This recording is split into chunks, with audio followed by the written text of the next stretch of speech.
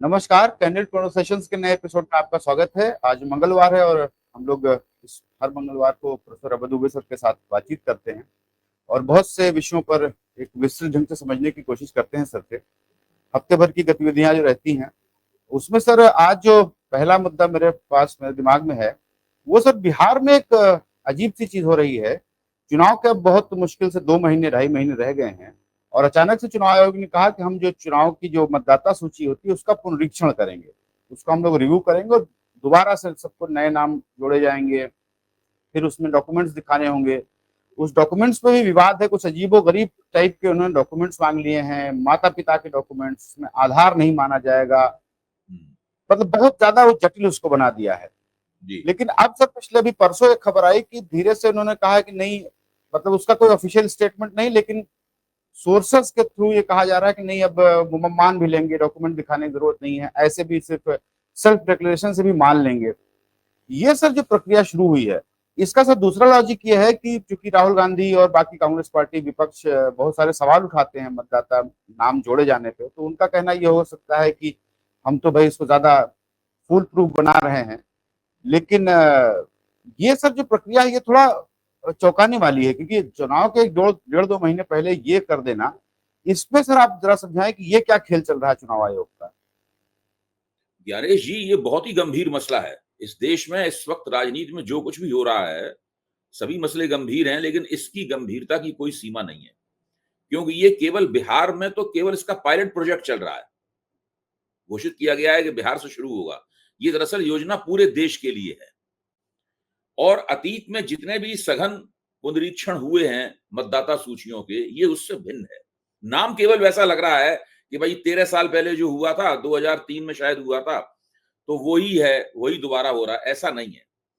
2003 में तत्कालीन मतदाता सूचियों में बड़े पैमाने पर जांच पड़ताल के बाद संशोधन किए गए थे और उससे एक नई मतदाता सूची निकली थी, संशोधित मतदाता सूची निकली थी। इस बार ऐसा नहीं है। इस बार जो मौजूदा मतदाता सूची है उसको अलग रख दिया गया है उठाकर, और नए सिरे से पूरी मतदाता सूची बनाने की योजना है इनकी। और इसमें उन्होंने उसकी जो कसौटियां थी, भाई कोई व्यक्ति अपनी नागरिकता कैसे प्रमाणित करेगा, कोई व्यक्ति अपना भारतीय होना कैसे प्रमाणित करेगा, कोई व्यक्ति अपनी उम्र कैसे प्रमाणित करेगा, इन सवालों की कसौटियां भी उन्होंने बदल दी हैं। अब आप सोचिए, जब आधार कार्ड आया था तो उसके बारे में कहा गया था कि इससे बड़ा कोई आइडेंटिफिकेशन नहीं होगा, सब कुछ आधार कार्ड से आपको लिंक करना पड़ेगा। यहां तक कि नए जो चुनाव आयुक्त आए थे, उन्होंने भी आते ही ऐलान किया था कि हम अब आधार कार्ड से लिंक करने की काफी जोशो खरोश के साथ में योजना चलाएंगे।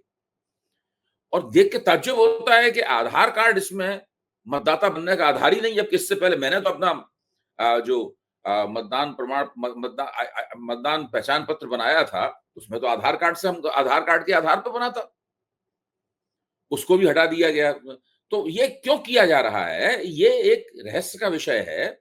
और उस इसका रहस्योद्घाटन कोई बहुत मुश्किल भी नहीं है। मेरा मानना है कि थोड़ा दिमाग लगाएं और आलोचनात्मक दृष्टिकोण से सरकार के इस काम को देखें, चुनाव आयोग के इस काम को देखें, तो बात समझ में आ जाती है।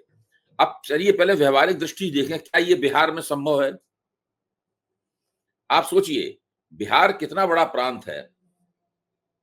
वहां पर आपको पूरे बिहार में इस प्रकार का सर्वेक्षण करने के लिए, मतदाता सूची बनाने के लिए हजारों ब्लॉक लेवल के अधिकारी नियुक्त करने पड़ेंगे, जो शायद उसमें से काफी कुछ नियुक्त हो भी गए होंगे।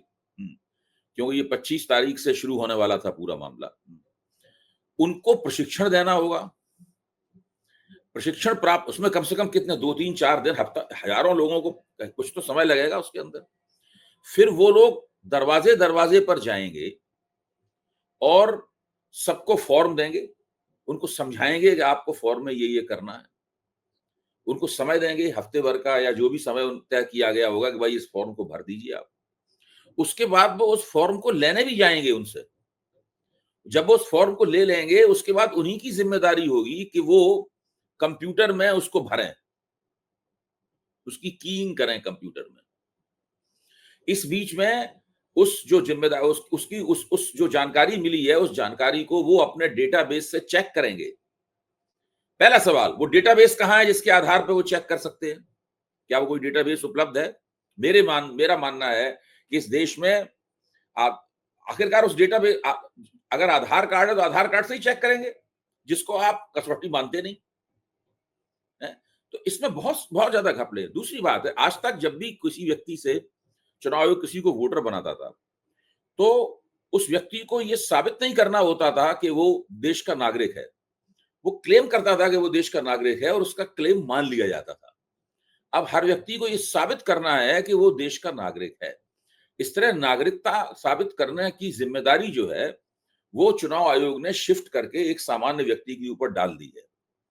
अच्छा, अब आप सोचिए कि इस देश में जहां साक्षरता की दर 100% नहीं है, इस देश में जहां सभी लोग प्रोफेशनल नहीं है, इस देश में जहां सब लोग बाकायदा कैटेगराइज नहीं किए गए हैं, श्रेणियों में उनको दर्ज नहीं किया गया है। इस प्रकार की कोई प्रक्रिया पिछले 40-50 साल से सघन प्रक्रिया पूरे देश में नहीं चलाई गई है। आधार कार्ड वाले प्रक्रिया को छोड़ दिया जाए, जिसको कि आपने कसौटी में शामिल करने से आपने इनकार कर दिया है।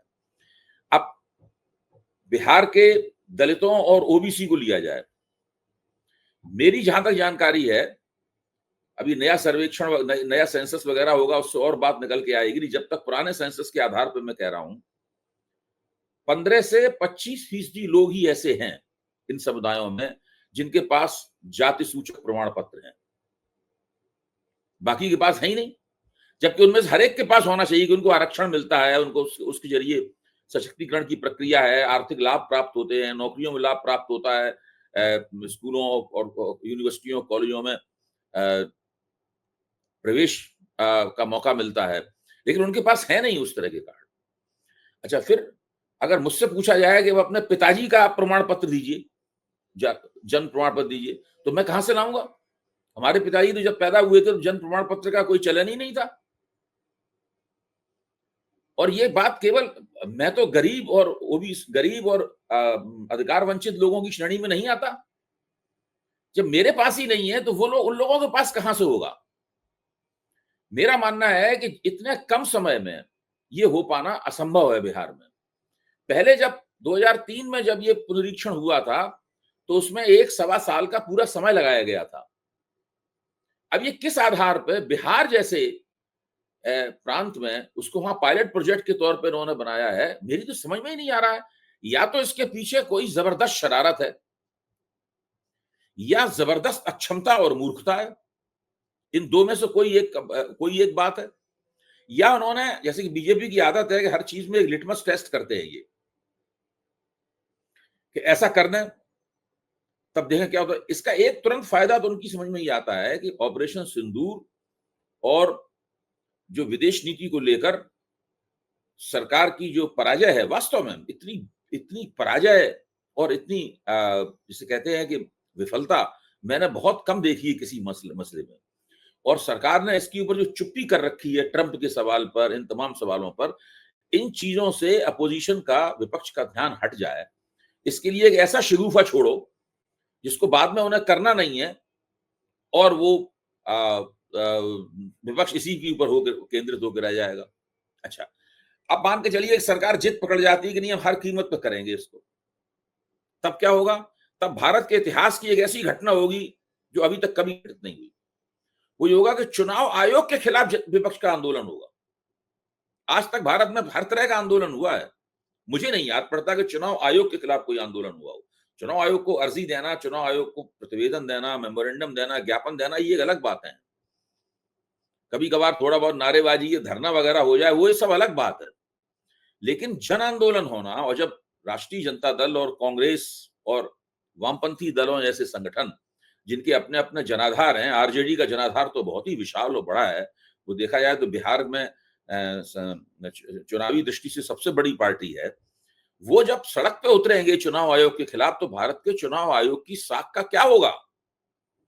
तो मैं ये मानता हूं कि ये एक बहुत ही गलत किस्म का निर्णय है, जिसने पूरे चुनाव आयोग की साख को एक बार फिर से दांव पे लगा दिया है। और दांव पे क्या लगा दिया है? इसके बाद चुनाव आयोग की साख गिरनी ही गिरनी है। अगर वो निर्णय को वापस लेते हैं या बीच में स्थगित करते हैं, तो अभी उनकी साख गिर जाएगी। अगर वो उस निर्णय को ये आग्रह करते हैं कि नहीं हम इसको करके दिखाएंगे, पूरा करेंगे, तब भी उनकी साख गिर जाएगी। और इस पूरी प्रक्रिया का अंत ये होगा कि बिहार की मतदाता सूची में से कम 1 से लेकर 1.25 करोड़ गरीब, अशिक्षित और अधिकार वंचित लोगों के वोट कट जाएंगे। और इससे भारतीय लोकतंत्र को सर्वसमावेशी बनाने की जो प्रक्रिया है, उस प्रक्रिया में बहुत बड़ी रुकावट आ जाएगी। जी। सर, एक जो आप बात कह रहे हैं कि चुनाव आयोग के खिलाफ कोई आंदोलन हो सकता है, इसकी संभावना है कि लोग सड़कों पे उतरें और वहां पे चुनाव आयोग के खिलाफ करें। सर, दूसरी संभावना जो मुझे लगती है कि क्या पता ये जो शरारत है वो इसलिए हो कि नीतीश कुमार के खिलाफ एक 20 साल की एंटी इनकम्बेंसी है, उनका स्वास्थ्य भी बहुत ठीक नहीं रहता है, तो और भाजपा के पास अभी वहां कोई चेहरा नहीं है, ऑपरेशन सिंदूर का झटका लगा है, विदेश नीति का झटका लगा है, चुनाव में तुरंत जाने का कोई बहुत बड़ा मुद्दा भी है नहीं फिलहाल। ऐसे में चुनाव अगर अपनी तरफ से टालें तो दिक्कत है। बेहतर हो कि वो चाहे आंदोलन के जरिए या कोई कोर्ट चला जाए, ये विपक्ष कोर्ट चला जाए और सुप्रीम कोर्ट से स्टे ले आए कि नहीं पहले इसको आप ठीक से करिए, और जब हर आदमी का वो वेरिफिकेशन हो जाए, सारा वोटर रोल सही हो जाए, तब आप चुनाव करा लीजिएगा। तो इसमें भाजपा के लिए विन विन है। इसके सर संभावना कितनी देखते हैं कि कोर्ट की तरफ से इस पे चुनाव अगर ऐसा हुआ तो ये भी ऐतिहासिक होगा कि चुनाव आयोग मतदाता सूचियां बनाने के नाम पर चुनाव को टाल दे। ऐसा कब हुआ? मुझे तो नहीं लगता ऐसा कभी हुआ हो। ये तो चुनाव आयोग की संवैधानिक जिम्मेदारी है कि अगर आपको बिहार की मतदाता सूचियों पर शक था, इस देश की मतदाता सूचियों पर शक था, तो आप इस कार्यक्रम को कोई मना नहीं करता कि आप मतदाता सूचियों को बेहतर बनाएं। मतदाता सूची ही वो बुनियादी आधार है जिस पर खड़े होकर सारा चुनाव जीता हारा आता है। चुनाव के निष्पक्ष और स्वतंत्र होने की कुछ संभावनाएं प्रकट होती हैं। तो अब है क्या कि मतदाताओं को निकालने और डालने की प्रक्रिया जो दिल्ली में इन्होंने चलाई थी, उसके अंदर तो वो फॉर्म 6 और फॉर्म 7 इस्तेमाल किए जाते हैं। उस प्रक्रिया को आम आदमी पार्टी ने उसका भंडा फोड़ दिया था उसका, तो उसको ज्यादा वो प्रभावी नहीं बना पाए उसको। अब ये इन्होंने ये जो किया है, अब इसमें केवल ये नहीं मैं मानता हूं इसमें केवल विपक्ष के ही वोट कटेंगे। देखिए, आज भी बिहार के जो दलित हैं वो मोटे तौर पर जो सत्ताधारी गठजोड़ है उसके साथ है। अगर मुझसे पूछा जाए, पासवान बिरादरी इन लोगों के साथ है, दूसरे जो मुसहर बिरादरी है वो भी, उनके नेता भी इधर हैं, इनके साथ है।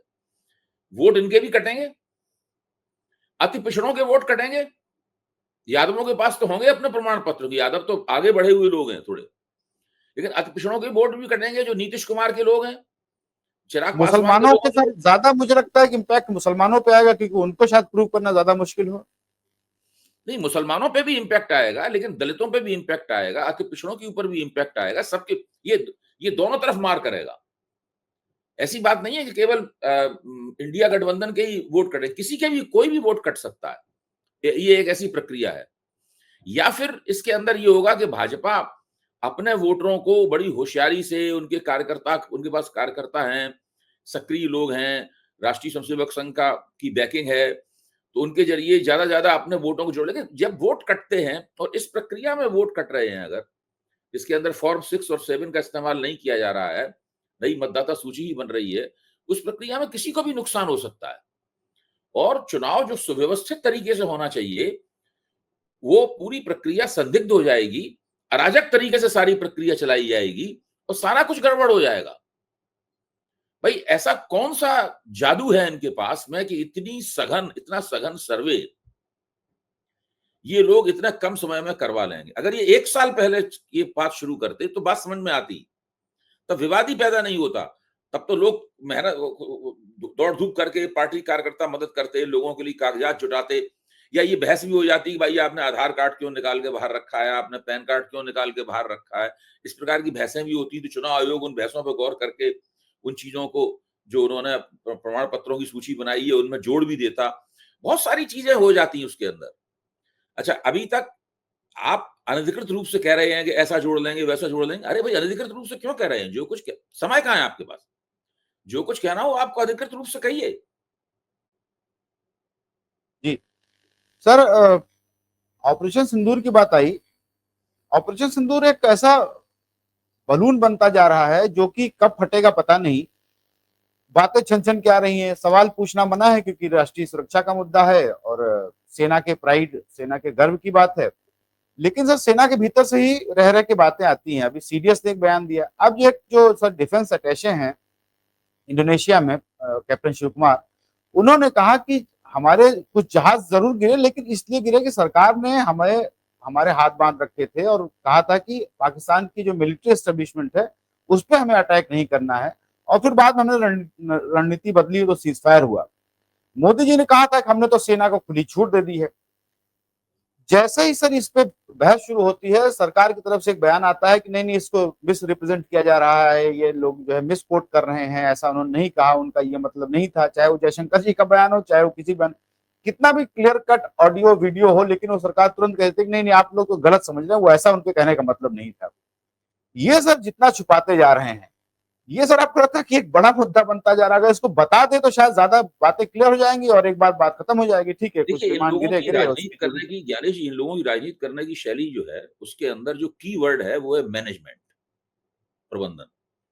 ये लोग मानते हैं कि हर चीज को प्रबंधित किया जा सकता है और उस हद तक उसको प्रबंधित करते रहो जब तक कि वो मसला पुराना ना पड़ जाए, लोग उसको काफी कुछ भूल जाएं, उसको पत्रकार भी उसका सवाल उठाते उठाते बोर हो जाएं, क्योंकि ये मसला बहुत बड़ा है। भारत पाकिस्तान के बीच में एक 4 दिन की फौजी झड़प हुई थी, जिसके अंदर अंतर्राष्ट्रीय स्तर पर डोनाल्ड ट्रंप वगैरह ये सब लोग और मुस्लिम देश, सऊदी अरब, ये सब लोग भी शामिल हैं इसके अंदर, है?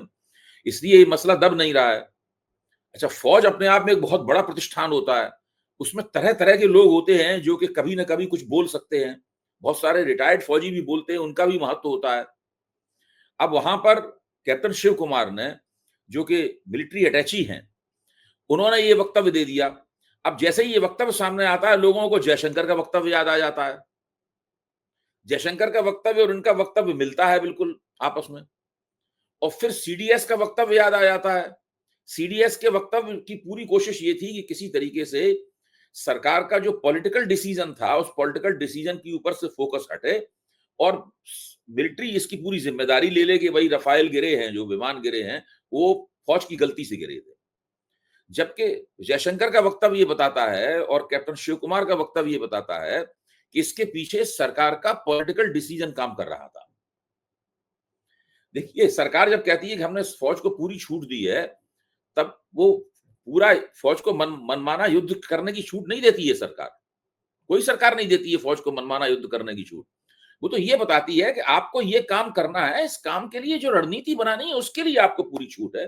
कौन सा विमान हमला करने के लिए जाएगा, कौन सा बम गिराएगा, किस वक्त बम गिराएगा, आपकी रडार कैसे काम करेंगे, आपकी रणनीति क्या होगी, आपकी टैक्टिक्स क्या होंगी, आपकी कार्यनीतियां क्या होंगी, ये सब सब चीजों की छूट होती है फौज को। फौज को बताया जाता है कि आपको एलओसी क्रॉस करनी है या नहीं करनी है। ऐसा थोड़ी ना है कि फौज को छूट दे दो, फौज चली जाए और इस्लामाबाद और लाहौर की ऊपर अटैक कर दे, चली जाए, विमान चला जाए, वो चीन की सीमा में घुस जाए और शंघाई और पेइचिंग के ऊपर अटैक कर दे, वहां गिरा दिया जाए उसको। ये छूट तो ना होती है इनको। तो इनको छूट ये दी गई थी, लेकिन उनको एक पॉलिटिकल डिसीजन लेके बताया गया होगा कि भाई आपको पाकिस्तान के फौजी ठिकानों पे हमला नहीं करना है, केवल आतंकवादी ठिकानों पे हमला करना है। जैसे ही आपने ये उनको ये सीमा बांधी, समझ लीजिए आपने दोनों हाथ नहीं खुले रखे, एक हाथ उनका पीठ के पीछे बांध दिया, तो उसके अंदर तो नुकसान होना ही था।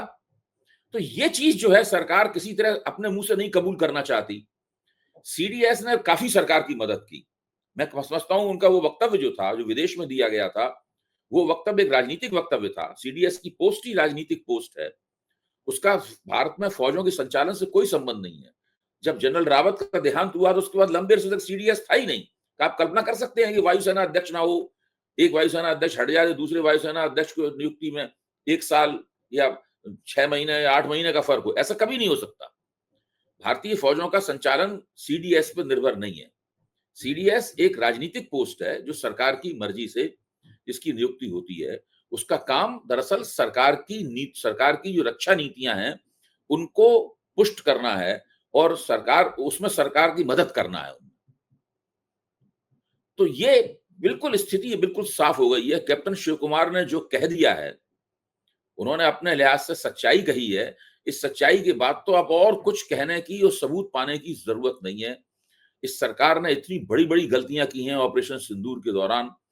वो कितना भी प्रबंधन करने की कोशिश करे, कितना भी सारी बातों को पृष्ठभूमि में ढकेलने की कोशिश करे, अंततः ये खुलेगा और इसका इस सरकार को बहुत ज्यादा नुकसान होगा। सरकार भी इस बात को समझ गई है। उसने भी ऑपरेशन सिंदूर का श्रेय लेना और उसके लिए गाजा बाजा करना ये सब बंद कर दिया है। अब नरेंद्र मोदी ये कहीं होर्डिंग नहीं दिखते, कहीं वो अब फाइटर जेट पायलट की पोशाक में नहीं दिखाई पड़ते। बस एक थोड़ा सा प्रयोग उन्होंने करके देखा था। अब वो भाषण भी देने बंद हो गए हैं कि हमारी रगों में पिघला हुआ सिंदूर बह रहा है। ये सब भी बंद हो गया है। तो वो सरकार समझ गई है कि इस मामले पर जितनी जल्दी मिट्टी डाल दी जाए उतना अच्छा है। अब वो दिक्कत की बात ये है कि बीच-बीच में ऑपरेशन सिंदूर का प्रेत जो है ना, वो निकल पड़ता है। जी। सर, एक और बात है जो मैं थोड़ा विस्तार से समझना चाहता हूँ।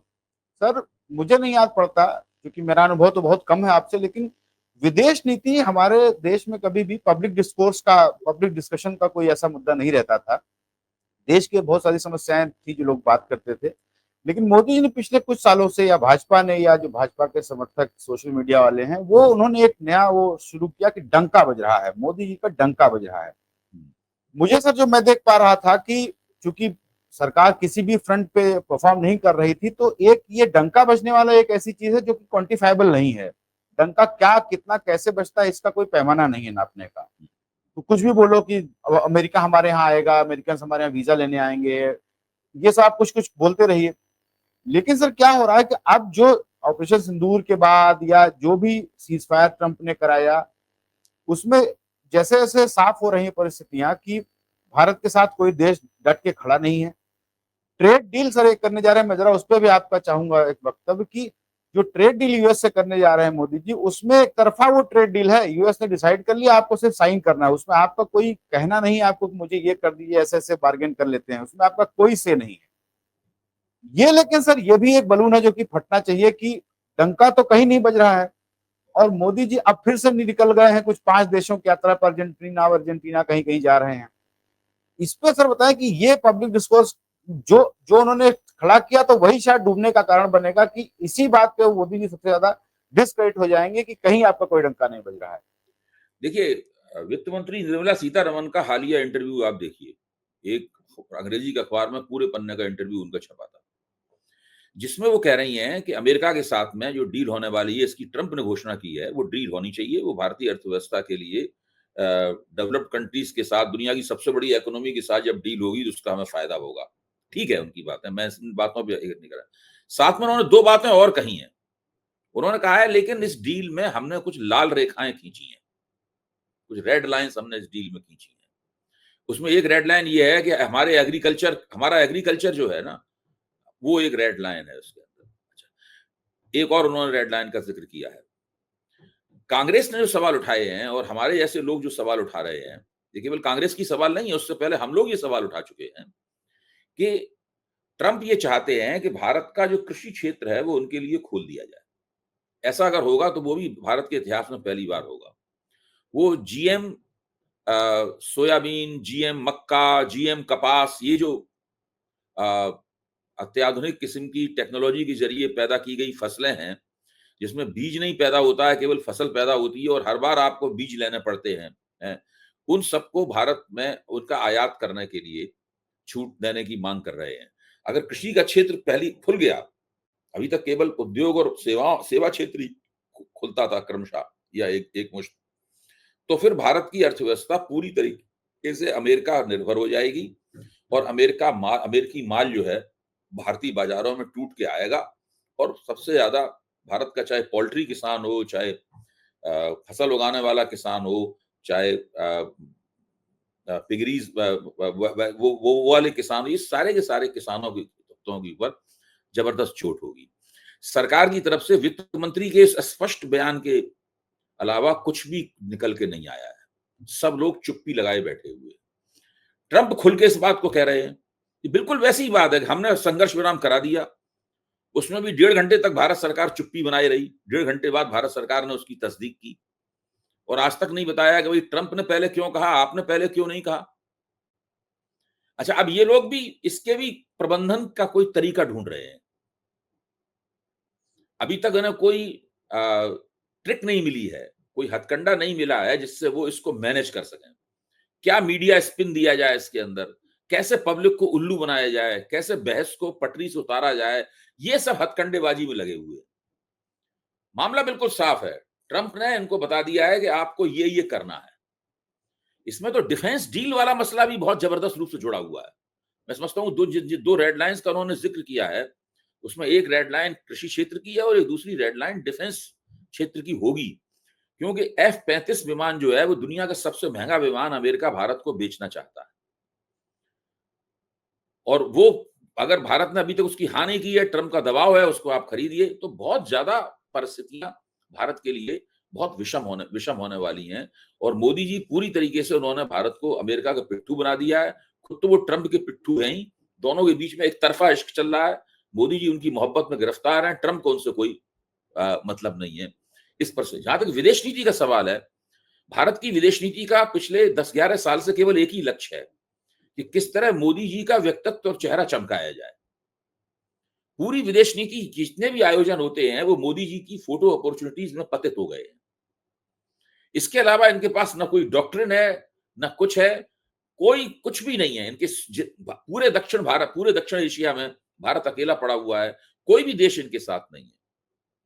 तो ये स्थिति है। बहुत कई आप मंत्रालयों का आप देखें, नागरिक उड्डयन मंत्रालय की क्या हालत है हम लोग जानते हैं, गृह मंत्रालय की हालत क्या हम जानते हैं, रक्षा मंत्रालय की स्थिति क्या है हम लोग जानते हैं, और विदेश मंत्रालय की क्या स्थिति है। सब ये सारा डबल जीरो। मोदी जी की सरकार का मतलब है डबल जीरो। सर एक आखिरी सवाल जरा मैं उत्तर प्रदेश पे कर लूं। सर उत्तर प्रदेश में चूंकि बहुत सारी घटनाएं हो रही हैं और शायद मेन स्ट्रीम मीडिया उसको उस ढंग से कवर नहीं करता, लेकिन सर यहाँ पे भी राजनीति एक दूसरे ढंग से शक्ल अपनी एक शेप ले रही है। वो सर यहाँ दो जातीय हिंसाएं हुई। हिंसा क्या, दो घटनाएं हुई। एक सर आपको याद होगा वेस्टर्न यूपी में एक ओबीसी समाज के एक आदमी ने वो एक कुछ भागवत पाठ वगैरह करते थे, उस पर ब्राह्मणों ने बहुत ज्यादा अत्याचार किया, उनके ऊपर पेशाब छिड़का, उनको मारा पीटा, गाली गलौज किया। दूसरा सर 2 दिन से इलाहाबाद में यहाँ प्रयागराज में चल रहा है, भीम आर्मी के जो चीफ हैं, जो सांसद भी हैं चंद्रशेखर आजाद, वो आए थे और वहां पे काफी हिंसा हो रही है। जो मुझे सर कल से रिपोर्ट्स मिली और कल से वहां से फोन भी आ रहे हैं कि वहां पे पुलिस की एक ज्यादती, वहां दमन चालू हुआ, वहां पे उठा उठा करके, चूंकि वहां शायद 15-20 गाड़ियां फूंक दी गई थी और काफी वहां पे शुरू किया हुआ है पुलिस ने अत्याचार दलितों के ऊपर कि बिना कुछ सोचे समझे उठा के बंद करो, मारो पीटो।